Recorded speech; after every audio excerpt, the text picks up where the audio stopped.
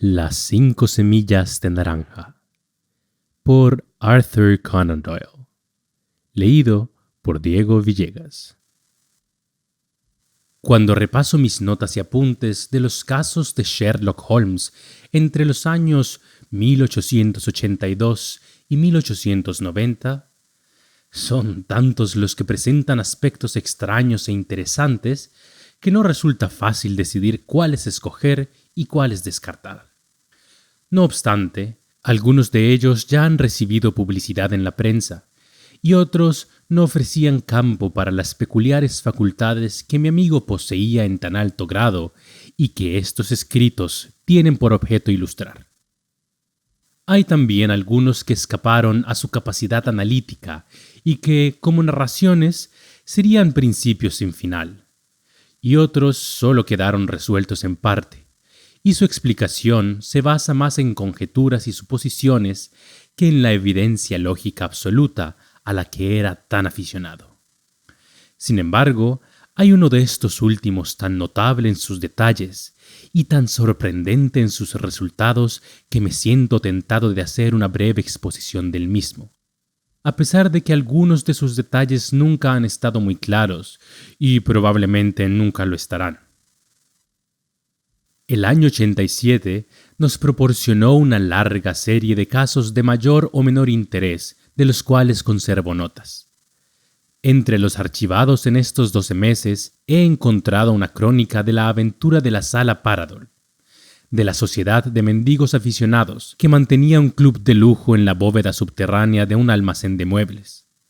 Los hechos relacionados con la desaparición del velero británico Sophie Anderson.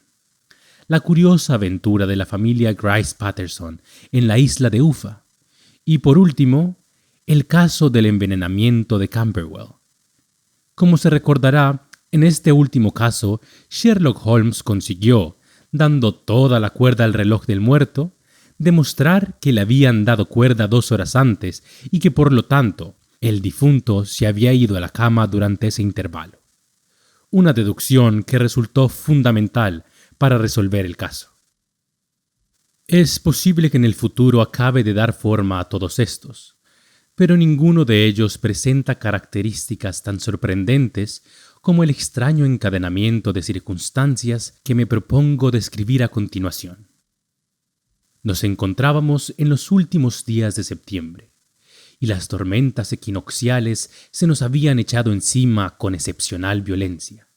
Durante todo el día el viento había aullado y la lluvia había azotado las ventanas, de manera que hasta en el corazón del inmenso y artificial Londres nos veíamos obligados a elevar nuestros pensamientos, desviándolos por un instante de las rutinas de la vida, y aceptar la presencia de las grandes fuerzas elementales que rugen al género humano por entre los barrotes de su civilización como fieras enjauladas. Según avanzaba la tarde, la tormenta se iba haciendo más ruidosa y el viento aullaba y gemía en la chimenea como un niño. Sherlock Holmes estaba sentado melancólicamente a un lado de la chimenea, repasando sus archivos criminales, mientras yo me sentaba al otro lado, enfrascado en uno de los hermosos relatos marineros de Clark Russell, hasta que el fragor de la tormenta de fuera pareció fundirse con el texto, y el salpicar de la lluvia se transformó en el batir de las olas. Mi esposa había ido a visitar a una tía suya, y yo volví a hospedarme durante unos días en mis antiguos aposentos de Baker Street.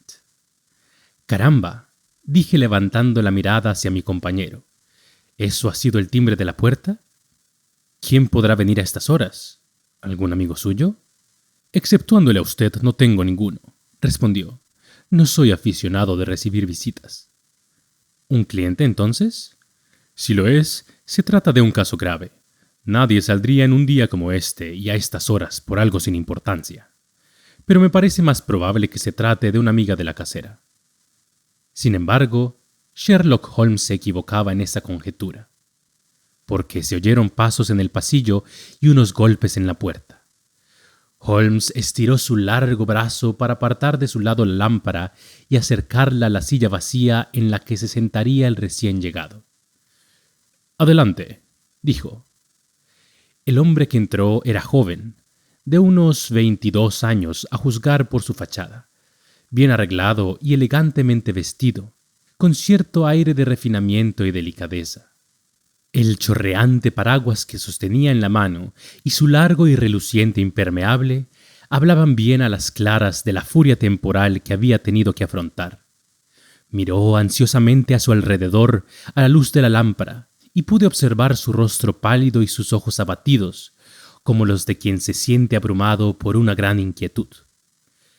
«Le debo una disculpa», dijo alzándose hasta los ojos sus gafas. «Espero no interrumpir. Me temo que he traído algunos rastros de la tormenta y la lluvia a su acogedora habitación». «Deme su impermeable y su paraguas», dijo Holmes. «Pueden quedarse aquí en el perchero hasta que se sequen. Veo que viene usted del suroeste». «Sí, de Horsham». «Esa mezcla de arcilla y yeso que veo en sus punteras es de lo más característico». «He venido en busca de un consejo». «Y eso se consigue fácilmente». «Y de ayuda. Eso no siempre tan fácil». «He oído hablar de usted, señor Holmes. El mayor Prendergast me contó cómo le salvó usted en el escándalo del Club Tankerville». «Ah, sí. Se le acusó injustamente de hacer trampas con las cartas. Me dijo que usted es capaz de resolver cualquier problema». «Eso es decir demasiado». «Que jamás le han vencido». «Me han vencido 4 veces. 3 hombres y una mujer». «Pero, ¿qué es eso en comparación del número de sus éxitos?» «Es cierto que por lo general he sido afortunado». «Entonces, lo mismo puede suceder en mi caso». «Le ruego que acerque su silla al fuego y me adelante algunos detalles del mismo». «No se trata de un caso corriente». «Ninguno de los casos que me llegan lo es. Soy como el último tribunal de apelación». «Aún así, me permito dudar, señor, de que en todo el curso de su experiencia haya oído una cadena de sucesos más misteriosa e inexplicable que la que se ha forjado en mi familia». «Me llena usted de interés», dijo Holmes. «Le ruego que nos comunique para empezar los hechos principales, y luego ya le preguntaré acerca de los detalles que me parezcan más importantes». El joven arrimó la silla y estiró los empapados pies hacia el fuego. «Me llamo John Openshaw», dijo, «pero por lo que yo puedo entender, mis propios asuntos tienen poco que ver con este terrible enredo. Se trata de una cuestión hereditaria, así que para que se haga usted una idea de los hechos, tengo que remontarme al principio de la historia. Debe usted saber que mi abuelo tuvo 2 hijos, mi tío Elías y mi padre Joseph. Mi padre tenía una pequeña industria en Coventry, que amplió cuando se inventó la bicicleta. Patentó la llanta irrompible Openshaw, y su negocio tuvo tanto éxito que pudo venderlo y retirarse con una posición francamente saneada. Mi tío Elías emigró a América siendo joven y se estableció como plantador en Florida, donde parece que le fue muy bien. Durante la guerra sirvió con las tropas de Jackson y más tarde con las de Hood, donde alcanzó el grado de coronel. Cuando Lee depuso las armas, mi tío regresó a su plantación, donde permaneció 3 o 4 años. Hacia 1869 o 1870 regresó a Europa y adquirió una pequeña propiedad en Sussex, cerca de Horsham. Había amasado una considerable fortuna en los Estados Unidos, y si se marchó de allí fue por su aversión a los negros y su disgusto por la política republicana de concederles la emancipación y el voto. Era un hombre muy particular, violento e irritable, muy mal hablado cuando se enfurecía y de carácter muy reservado. Durante todos los años que vivió en Horsham, no creo que jamás viniera a la ciudad. Tenía un huerto y 2 o 3 campos alrededor de su casa, y allí solía hacer ejercicio, aunque muchas veces no salía de su habitación en semanas enteras. Bebía mucho brandy y fumaba sin parar, pero no se trataba con nadie y no quería amigos. Ni siquiera quería ver a su hermano. No le importaba verme a mí, y de hecho llegó a cogerme gusto porque la primera vez que me vio era un chaval de 12 años. Esto debió ser hacia 1878, cuando ya llevaba 8 o 9 años en Inglaterra. Le pidió a mi padre que me permitiera ir a vivir con él y se portó muy bien conmigo, a su manera. Cuando estaba sobrio, le gustaba jugar al backgammon y a las damas. Me nombró representante suyo ante la servidumbre y los proveedores, de manera que para cuando cumplí 16 años yo ya era el amo de la casa. Controlaba todas las llaves y podía ir donde quisiera y hacer lo que me diera la gana, siempre que no invadiera su intimidad. Había, sin embargo, una curiosa excepción, porque tenía un cuartito, una especie de trastero en el ático que siempre estaba cerrado y en el que no permitía que entrara yo ni ningún otro. Con la curiosidad propia de los chicos, yo había mirado más de una vez por la cerradura, pero nunca pude ver nada, aparte de la obligada colección de baúles y bultos viejos que es de esperar en una habitación así. Un día, esto fue en marzo de 1883, depositaron una carta con un sello extranjero sobre la mesa del coronel. Era muy raro que recibiera cartas, porque todas sus facturas las pagaba al contado, y no tenía amigos de ninguna clase. «De la India», dijo al cogerla. «Matasellos de Pondicherry. ¿Qué puede ser esto?». La abrió apresuradamente y del sobre cayeron 5 semillas de naranjas secas que tintinearon sobre la bandeja. Casi me eché a reír, pero la risa se me borró de los labios al ver la cara de mi tío. Tenía la boca abierta, los ojos saltones, la piel del color de la cera y miraba fijamente el sobre que aún sostenía en su mano temblorosa. «K, K», gimió añadiendo luego: Dios mío, mis pecados me han alcanzado al fin». «¿Qué es eso, tío?», exclamé. «La muerte», dijo él, y levantándose de la mesa se retiró a su habitación, dejándome estremecido de horror. Recogí el sobre y vi, garabateada en tinta roja sobre la solapa interior, encima del engomado, la letra K repetida 3 veces. No había nada más, a excepción de las 5 semillas secas. ¿Cuál podría ser la razón de su incontenible espanto?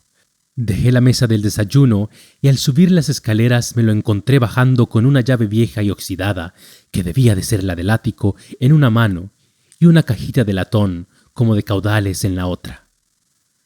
«Puedan hacer lo que quieran, que aún los ganaré por la mano», dijo con un juramento. «Dile a Mary que encienda hoy la chimenea de mi habitación y haz llamar a Fordham, el abogado de Horsham». Hice lo que me ordenaba y cuando llegó el abogado me pidieron que subiera a la habitación. El fuego ardía vivamente y en la rejilla había una mesa de cenizas negras y algodonosas, como de papel quemado. A un lado, abierta y vacía, estaba tirada la caja del latón. Al mirar la caja, advertí con sobresalto que en la tapa estaba grabada la triple K que había leído en el sobre por la mañana. «Quiero, John, que seas testigo de mi testamento», dijo mi tío. «Dejo mi propiedad con todas sus ventajas e inconvenientes a mi hermano, tu padre, de quien sin duda la heredarás tú. Si puedes disfrutarla en paz, mejor para ti. Si ves que no puedes, sigue mi consejo, hijo mío, y déjasela a tu peor enemigo. Lamento dejaros un arma de 2 filos como esta, pero no sé qué giro tomarán los acontecimientos. Haz el favor de firmar el documento donde el señor Fordham te indique». Firmé el papel como se me indicó, y el abogado se lo llevó. Como puede usted suponer, este curioso incidente me causó una profunda impresión, y no hacía más que darle vueltas en la cabeza, sin conseguir sacar nada en limpio. No conseguía librarme de una vaga sensación de miedo que dejó a su paso, aunque la sensación se fue debilitando con el paso de las semanas y no sucedió nada que perturbara la rutina habitual de nuestras vidas. Sin embargo, pude observar un cambio en mi tío. Bebía más que nunca y estaba más insociable que de costumbre. Pasaba la mayor parte del tiempo en su habitación con la puerta cerrada por dentro, pero a veces salía en una especie de frenesí alcohólico y se lanzaba fuera de la casa para recorrer el jardín con un revólver en la mano, gritando que él no tenía miedo a nadie y que no se dejaría acorralar como oveja en redil, ni por hombres ni por diablos. Sin embargo, cuando se le pasaban los ataques, corría precipitadamente a la puerta, cerrándola y atrancándola, como quien ya no puede hacer frente a un terror que surge de las raíces mismas de su alma. En tales ocasiones he visto su rostro, incluso en días fríos, tan cubierto de sudor como si acabara de sacarlo del agua.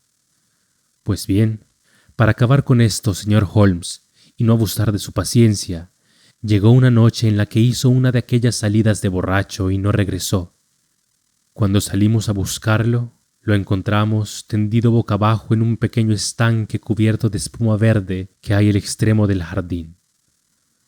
No presentaba señales de violencia y el agua solo tenía 2 palmos de profundidad, de manera que el jurado, teniendo en cuenta su fama de excéntrico, emitió un veredicto de suicidio.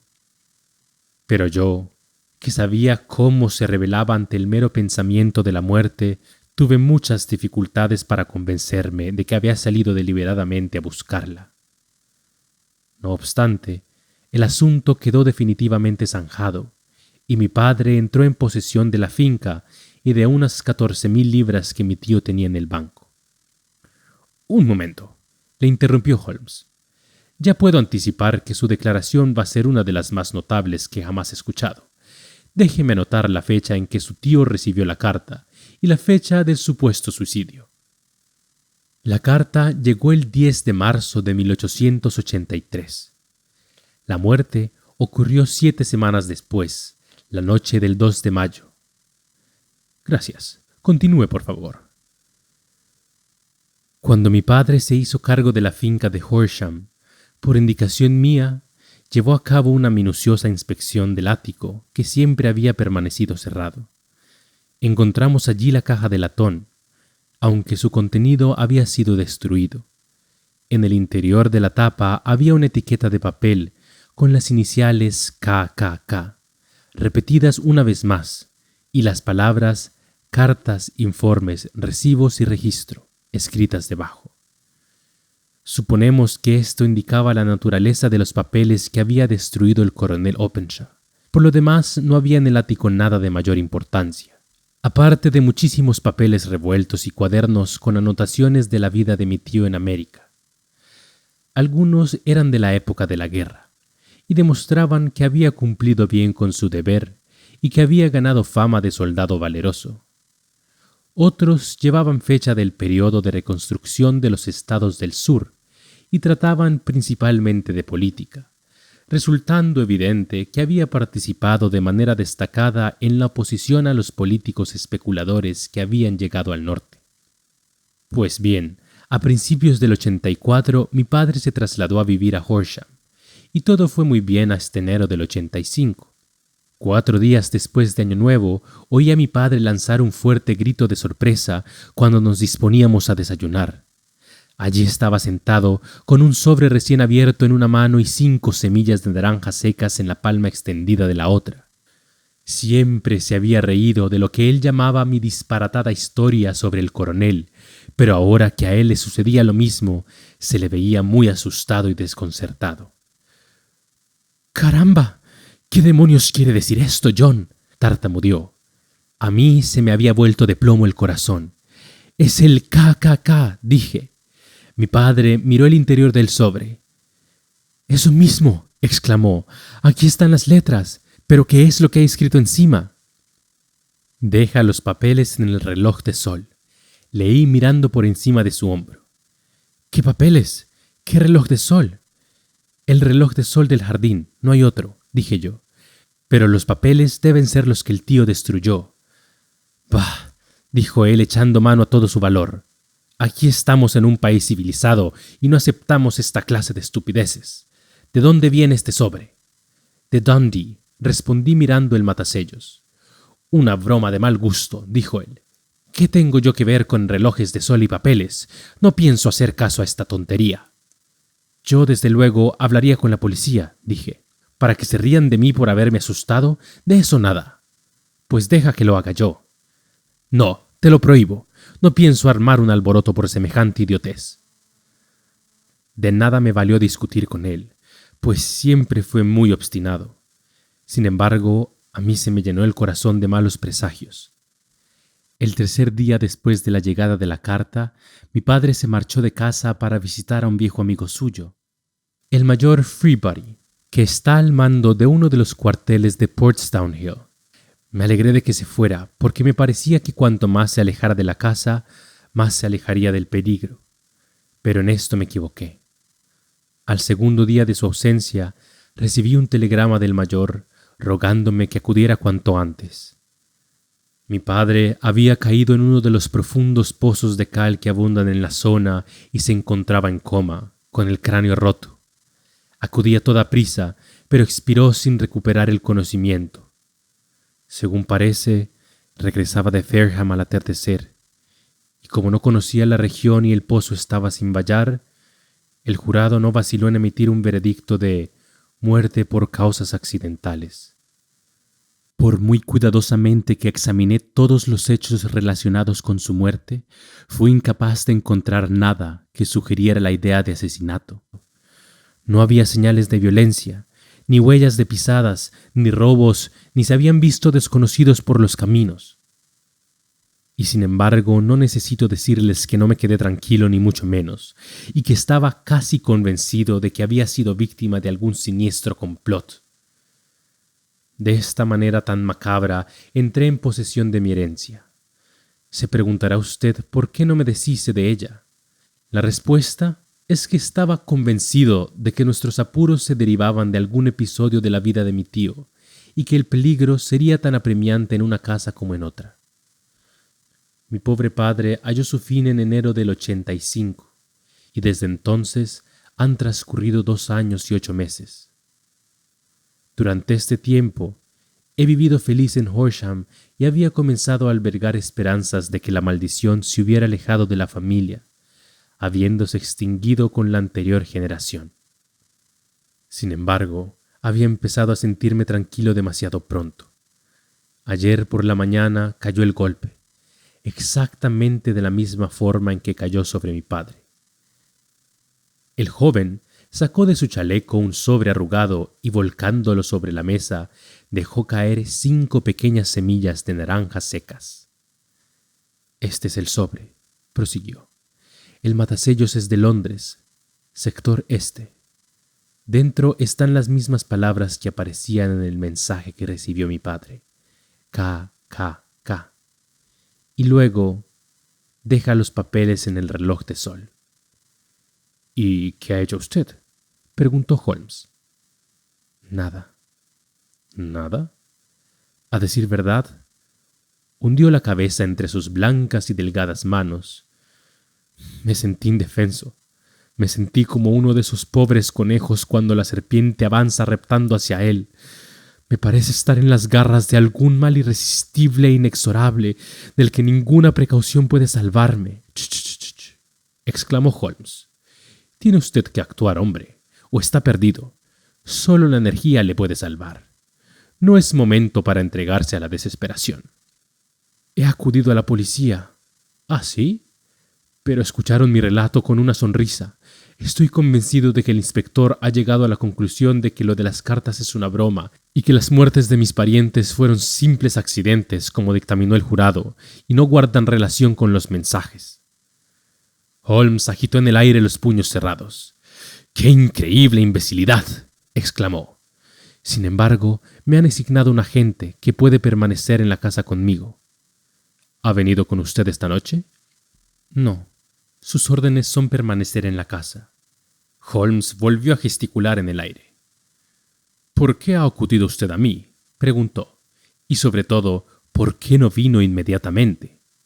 «No sabía nada de usted hasta hoy que le hablé al mayor Prendergast de mi problema, y él me aconsejó que acudiera a usted». «Lo cierto es que han pasado 2 días desde que recibió usted la carta. Deberíamos habernos puesto en acción antes. Supongo que no tiene usted más datos que los que me ha expuesto. Ningún detalle sugerente que pudiera sernos de utilidad». «Hay una cosa», dijo John Openshaw. Rebuscó en el bolsillo de la chaqueta y sacó un trozo de papel azulado y descolorido que extendió sobre la mesa, diciendo: «Creo recordar vagamente que el día en que mi tío quemó los papeles, me pareció observar que los bordes sin quemar que quedaban entre las cenizas eran de este mismo color. Encontré esta hoja en el suelo de su habitación Y me inclino a pensar que puede tratarse de uno de aquellos papeles que posiblemente se cayó de entre los otros y de este modo escapó de la destrucción. Aparte de que en él se mencionan las semillas, no creo que nos ayude mucho. Yo opino que se trata de una página de un diario privado. La letra es, sin lugar a dudas, de mi tío. Holmes cambió de sitio la lámpara y los dos nos inclinamos sobre la hoja de papel, cuyo borde rasgado indicaba que, efectivamente, había sido arrancada de un cuaderno. El encabezamiento decía marzo de 1869, y debajo se leían las siguientes y enigmáticas anotaciones. 4. Vino Hudson, lo mismo de siempre. 7 enviadas semillas a Macaulay, Paramore y Swain de St. Augustine. 9. Macaulay se largó. 10. John Swain se largó. 11. Visita de Paramore. Todo va bien. Gracias, dijo Holmes, doblando el papel y devolviéndoselo a nuestro visitante. Y ahora no debe usted perder un instante por nada del mundo. No podemos perder tiempo ni para discutir lo que me acaba de contar. Tiene que volver a casa inmediatamente y ponerse en acción. ¿Y qué debo hacer? Solo puede hacer una cosa, y tiene que hacerla de inmediato. Tiene que meter esta hoja de papel que nos ha enseñado en la caja de latón que antes ha descrito. Debe incluir una nota explicando que todos los demás papeles los quemó su tío y que este es el único que queda. Debe expresarlo de una forma que resulte convincente. Una vez hecho esto, ponga la caja encima del reloj de sol, tal como le han indicado. ¿Ha comprendido? Perfectamente. Por el momento no piense en venganzas ni en nada por el estilo. Creo que eso podremos lograrlo por medio de la ley. Pero antes tenemos que tejer nuestra red, mientras que la de ellos está tejida. Lo primero en lo que hay que pensar es en alejar el peligro inminente que le amenaza. Lo segundo, en resolver el misterio y castigar a los culpables. Muchas gracias, dijo el joven levantándose y poniéndose el impermeable. Me ha dado usted una nueva vida y esperanza. Le aseguro que haré lo que usted dice. No pierda un instante, y sobre todo, tenga cuidado mientras tanto, porque no me cabe ninguna duda de que corre usted un peligro real e inminente. ¿Cómo piensa volver? En tren, desde Waterloo. Aún no son las 9. Las calles estarán llenas de gente, así que confío en que estará usted a salvo. Sin embargo, toda precaución es poca. Voy armado. Eso está muy bien. Mañana me pondré a trabajar en su caso. ¿Entonces le veré en Horsham? No, su secreto se oculta en Londres. Es aquí donde lo buscaré. Entonces vendré yo a verle dentro de 1 o 2 días y le traeré noticias de la caja y de los papeles. Seguiré su consejo al pie de la letra. Nos estrechó las manos y se marchó. Fuera, el viento seguía rugiendo y la lluvia golpeaba y salpicaba las ventanas. Aquella extraña y disparatada historia parecía habernos llegado arrastrada por los elementos enfurecidos, como si la tempestad nos hubiera arrojado a la cara un manojo de algas. Y ahora parecía que los elementos se la habían tragado de nuevo. Sherlock Holmes permaneció un buen rato sentado en silencio, con la cabeza inclinada hacia adelante y los ojos clavados en el rojo esplendor del fuego.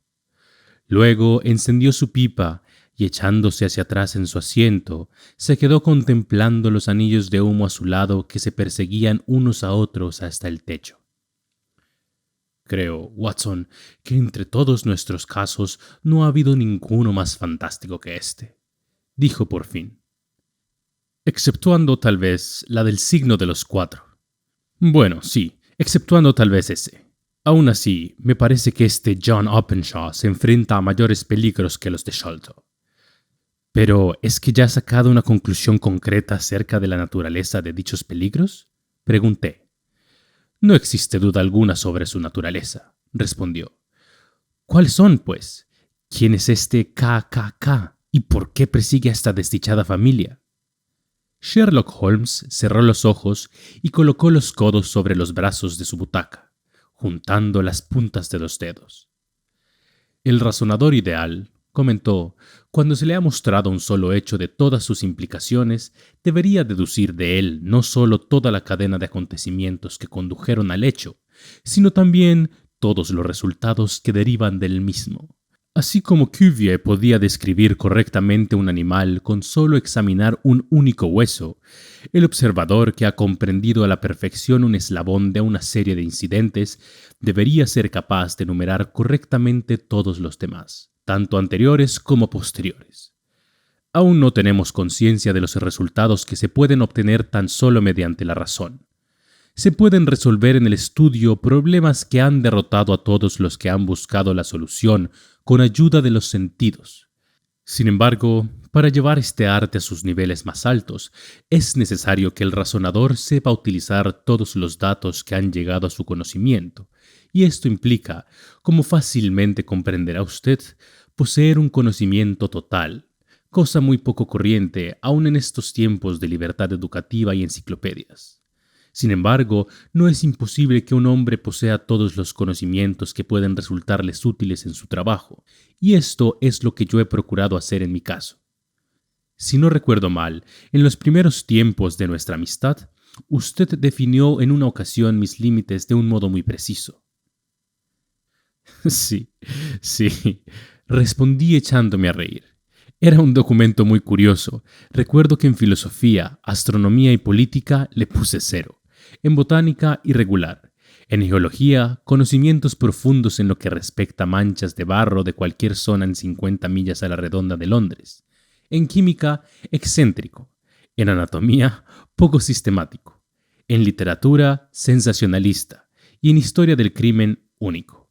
Violinista, boxeador, esgrimista, abogado y autoenvenenador a base de cocaína y tabaco. Creo que estos eran los aspectos principales de mi análisis. Holmes sonrió al escuchar el último apartado.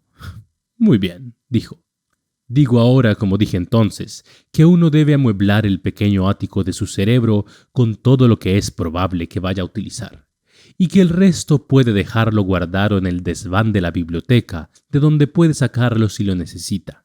Ahora bien, para un caso como el que nos han planteado esta noche, es evidente que tenemos que poner en juego todos nuestros recursos.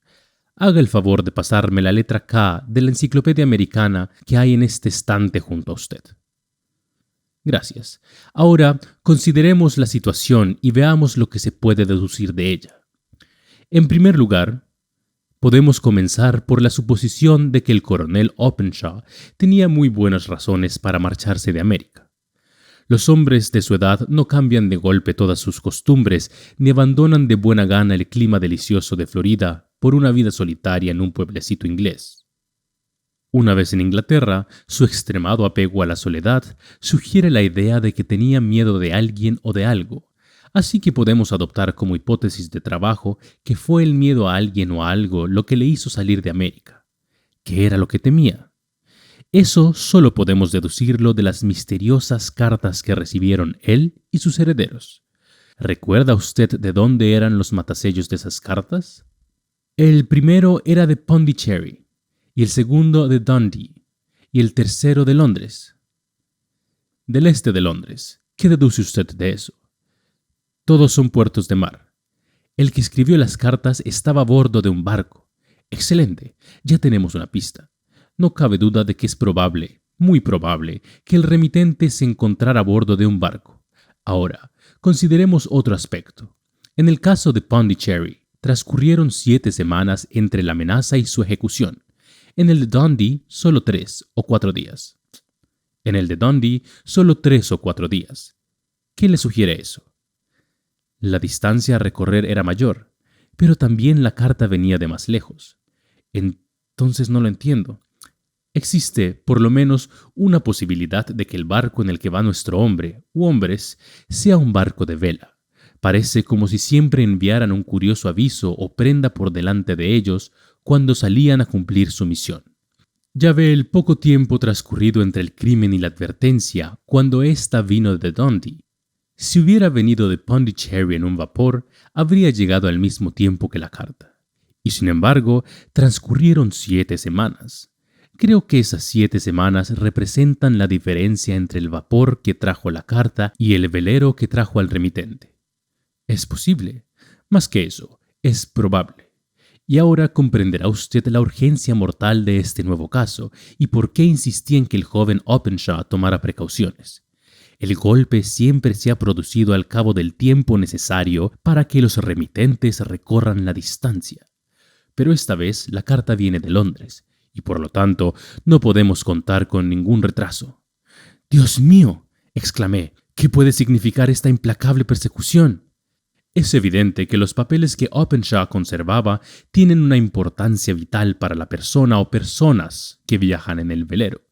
Creo que está muy claro que deben ser más de uno. Un hombre solo no habría podido cometer 2 asesinatos de manera que engañasen a un jurado de instrucción. Deben ser varios, y tienen que ser gente decidida y de muchos recursos. Están dispuestos a hacerse con esos papeles, sea quien sea el que los tenga en su poder. Así que, como ve, KKK ya no son las iniciales de un individuo, sino las siglas de una organización. ¿Pero de qué organización? ¿Nunca ha oído usted? Sherlock Holmes se echó hacia adelante y bajó la voz. ¿Nunca ha oído usted hablar del Ku Klux Klan? Nunca. Holmes pasó las hojas del libro que tenía sobre las rodillas. Aquí está, dijo por fin. Ku Klux Klan, palabra que se deriva del sonido producido al martillar un rifle. Esta terrible sociedad secreta fue fundada en los estados del sur por excombatientes del ejército confederado después de la Guerra Civil, y rápidamente fueron surgiendo agrupaciones locales en diferentes partes del país, en especial en Tennessee, Luisiana, las Carolinas, Georgia y Florida. Empleaba la fuerza con fines políticos, sobre todo para aterrorizar a los votantes negros y para asesinar o expulsar del país a los que se oponían a sus ideas. Sus ataques solían ir precedidos de una advertencia que se enviaba a la víctima bajo alguna forma extravagante pero reconocible. En algunas partes, un ramito de hojas de roble, en otras, semillas de melón o de naranja. Al recibir el aviso, la víctima podía elegir entre abjurar públicamente de su postura anterior o huir del país. Si se atrevía a hacer frente a la amenaza, encontraba indefectiblemente la muerte, por lo general de alguna manera extraña e imprevista. La organización de la sociedad era tan perfecta y sus métodos tan sistemáticos que prácticamente no se conoce un caso de que alguien se enfrentara a ella y quedara impune, ni de que se llegara a identificar a los autores de ninguna de las agresiones.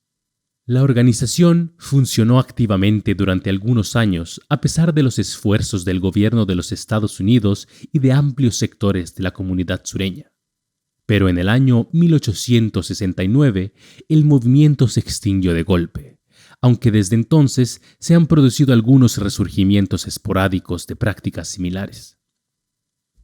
«Se habrá dado cuenta», dijo Holmes dejando el libro, «de que la repentina disolución de la sociedad coincidió con la desaparición de Openshaw, que se marchó de América con sus papeles.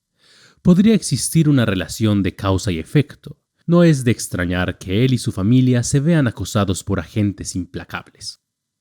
Como comprenderá, esos registros y diarios podrían implicar a algunos de los personajes más destacados del sur, y puede que muchos de ellos no duerman tranquilos hasta que sean recuperados». Entonces, la página que hemos visto es lo que parecía. Si no recuerdo mal, decía, enviadas semillas a B y C, es decir, la sociedad les envió su aviso.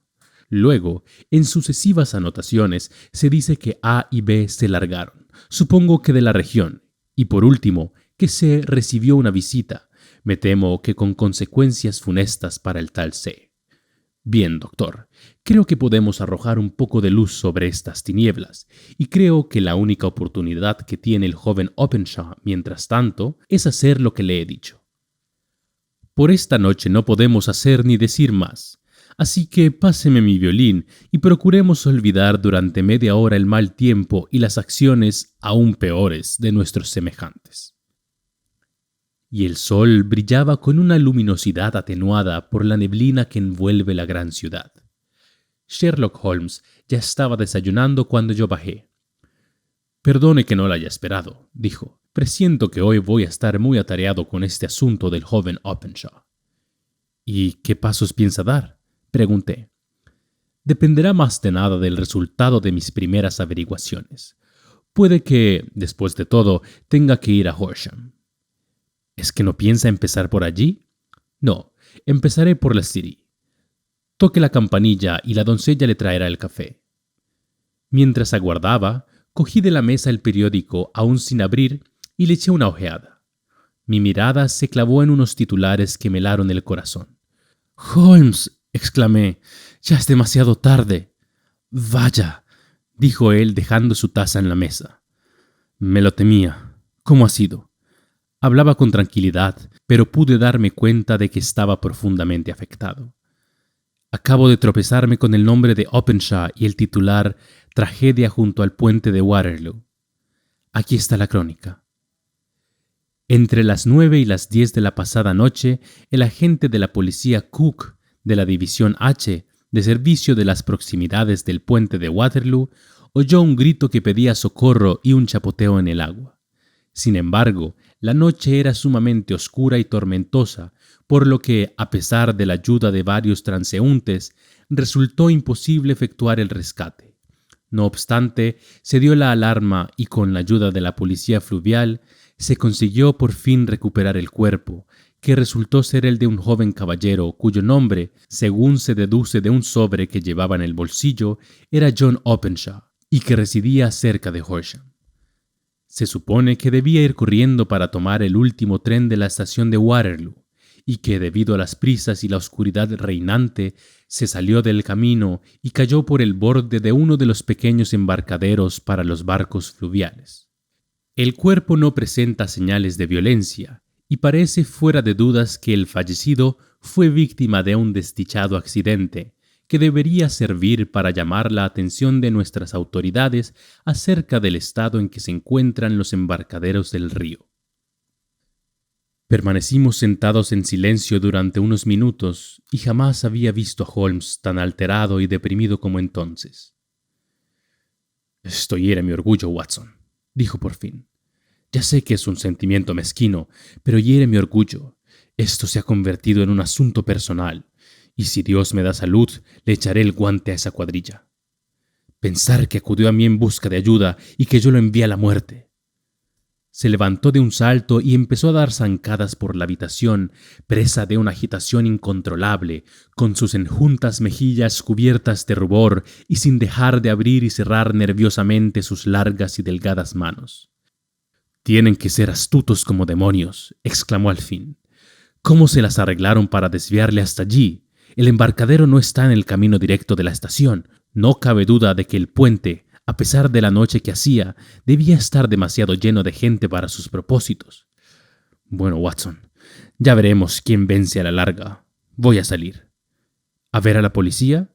«No, yo seré mi propia policía. Cuando yo haya tenido mi red, podrán hacerse cargo de las moscas, pero no antes». Pasé todo el día dedicado a mis tareas profesionales y no regresé a Baker Street hasta bien entrada la noche. Sherlock Holmes no había vuelto aún. Eran casi las 10 cuando llegó, con aspecto pálido y agotado. Se acercó al aparador, arrancó un trozo de pan de la hogaza y lo devoró ávidamente, ayudándolo a pasar con un gran trago de agua. «¿Viene usted hambriento?», comenté. «Muerto de hambre. Se me olvidó comer. No había tomado nada desde el desayuno». «¿Nada?» «Ni un bocado. No he tenido tiempo de pensar en ello». «¿Y qué tal le ha ido?» «Bien». «¿Tiene usted una pista?» «Los tengo en la palma de la mano». La muerte del joven Openshaw no quedará sin venganza. Escuche, Watson. Vamos a marcarlos con su propia marca diabólica. ¿Qué le parece la idea?» «¿A qué se refiere?» Tomó del aparador una naranja, la hizo pedazos y exprimió las semillas sobre la mesa. Cogió 5 de ellas y las metió en un sobre. En la parte interior de la solapa escribió de S.H. a J.C. Luego lo cerró y escribió la dirección Capitán Calhoun, barco Lone Star, Savannah, Georgia. «Le estará esperando cuando llegue a puerto», dijo riendo por lo bajo. «Eso le quitará el sueño por la noche. Será un anuncio de lo que le espera, tan seguro como lo fue para Openshaw». «¿Y quién es este Capitán Calhoun?» «El jefe de la banda. Cogeré a los otros, pero primero él». «¿Cómo lo ha localizado?» Sacó de su bolsillo un gran pliego de papel completamente cubierto de fechas y nombres. «He pasado todo el día», explicó, «en los registros de Lloyd's examinando periódicos atrasados y siguiendo las andanzas de todos los barcos que atracaron en Pondicherry en enero y en febrero del 83. Había 36 barcos de buen tonelaje que pasaron por allí durante esos meses. Uno de ellos, el Lone Star, me llamó inmediatamente la atención, porque, aunque figuraba como procedente de Londres, el nombre Estrella Solitaria es el mismo que se aplica a uno de los estados de la Unión. Texas, creo. No sé muy bien cuál, pero estaba seguro de que el barco era de origen norteamericano. ¿Y después qué? Busqué en los registros de Dundee, y cuando comprobé que el Lone Star había estado allí en enero del 85, mi sospecha se convirtió en certeza. Pregunté entonces qué barcos estaban atracados ahora mismo en el puerto de Londres. Y el Lone Star había llegado la semana pasada. Me fui hasta el muelle Albert y descubrí que había zarpado con la marea de esta mañana, rumbo a su puerto de origen, Savannah. Telegrafié a Gravesend y me dijeron que había pasado por allí hace un buen rato. Como sopla el viento del este, no me cabe duda de que ahora debe haber dejado atrás los Goodwins y no andará lejos de la isla de White. ¿Y qué va a hacer ahora? Oh, ya les tengo puesta la mano encima. Me he enterado de que él y los 2 últimos contramaestres son los únicos norteamericanos que hay a bordo. Los demás son finlandeses y alemanes. También he sabido que los 3 pasaron la noche fuera del barco. Me lo contó el estibador que estuvo subiendo su cargamento. Para cuando el velero llegue a Savannah, el vapor correo habrá llevado esta carta y el telégrafo habrá informado a la policía de Savannah de que esos 3 caballeros son reclamados aquí para responder de una acusación de asesinato. Sin embargo, siempre existe una grieta hasta en el mejor trazado de los planes humanos. Y los asesinos de John Openshaw no recibirían nunca las semillas de naranja que les habrían anunciado que otra persona, tan astuta y decidida como ellos, les iba siguiendo la pista. Las tormentas equinocciales de aquel año fueron muy prolongadas y violentas. Durante semanas esperamos noticias del Lone Star de Savannah, pero no nos llegó ninguna. Por fin nos enteramos de que en algún punto del Atlántico se había avistado el codaste destrozado de una lancha zarandeando por las olas que llevaba grabadas las letras LS. Y eso es todo lo más que llegaremos nunca a saber acerca del destino final del Lone Star.